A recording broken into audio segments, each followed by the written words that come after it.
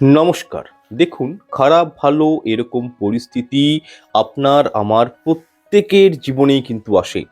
কিন্তু হ্যাঁ, এইরূপ ৩টে সিচুয়েশন বা পরিস্থিতি জীবনে এলে সর্বদা মাথা ঠান্ডা রেখে চুপচাপ থাকাটাই শ্রেয়।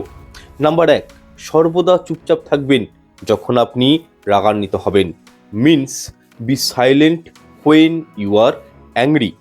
নাম্বার ২, যখন আপনার পরিবার, আপনার কাছের মানুষ, আপনার কর্মক্ষেত্রে কেউ যদি আপনাকে যথাযথ গুরুত্ব না দেয়, আপনার শব্দের ঠিকঠাক ভ্যালু প্রদান না করে, সেক্ষেত্রে চুপচাপ থাকাই শ্রেয়।